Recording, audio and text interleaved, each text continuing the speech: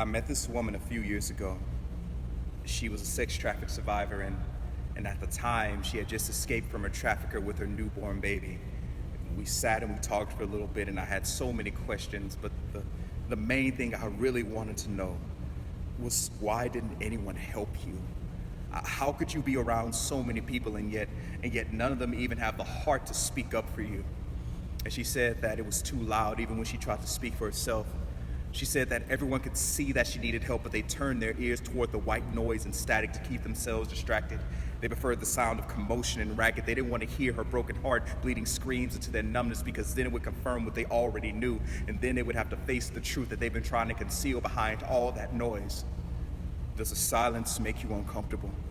The way you can hear your heart hold its breath between pulses?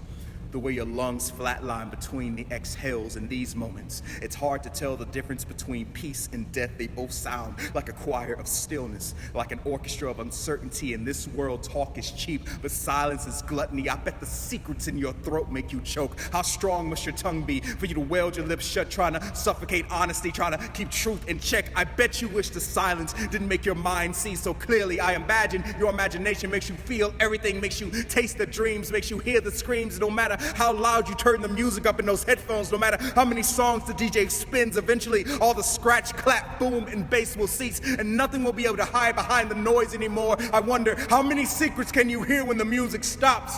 When the club closes and the back alley turns to an altar, and we all know something is about to be sacrificed tonight. Someone's hope is about to be slaughtered. Someone's innocence is about to bleed and burn, because lust will turn passion, perverse, paralyzed power inside of hurt bodies, crashing together like waves, breaking ships in two, voices muffled underneath an ocean of flesh. Someone is drowning tonight, but they're not allowed to cry while sinking, so their hearts be a broken levee. Can anyone see that their insides are flooding, that when they walk they carry the weight of every hand that is pressed, choked, and thrown the identity from their bones, like children throwing toys while throwing tantrums? They are no one's plaything, but they've had to learn how to hold rage that doesn't even belong to them. So when you see them, know that they are a product of a man's wrath and twisted fantasies, that they have been made to feel like strangers in their own skin, that there's not much difference between the gun and their skin. And if you listen closely, you can hear them praying for light, begging to be made alive.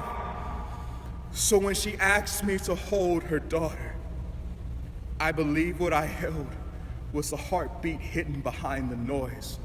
What I held was the remnant of her joy, this baby girl, this smiling soul who doesn't yet know how many times the world will try to rip that toothless grin from her face. This baby girl who loves unconditionally but can't even articulate why she does. I realized in that moment that I'm probably the first man who's ever held this child like a treasure. So I lifted her to the sky, because that's what you do with prayers. You give them to the air, let them dance and unravel into something beautiful. You give them to God, because eventually your hands become too weak to hold them there. I halfway smiled, halfway cried, because I knew she'd be great, but I knew the adversity she'd face. I prayed that she'd never have to run her mother's race, but I knew the question she'd raise. There will be days where she will wake and wonder where her father is. She will wonder why he doesn't come to the graduations or birthdays, why she's never seen his face, heard his voice. She'll cry on daddy-daughter dance days. She'll wonder why she can't be loved the same way, and she'll question if she's as valuable as everyone says.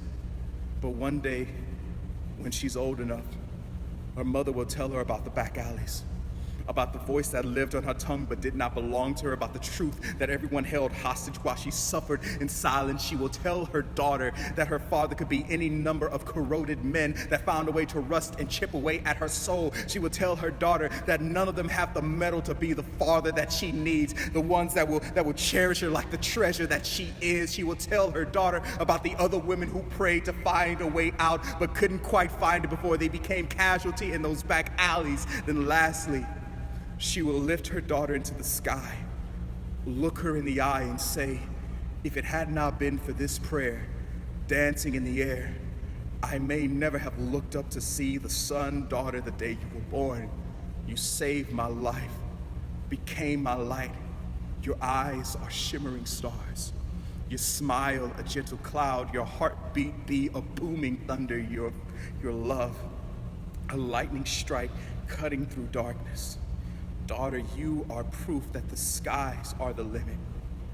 You remind me to look up every day.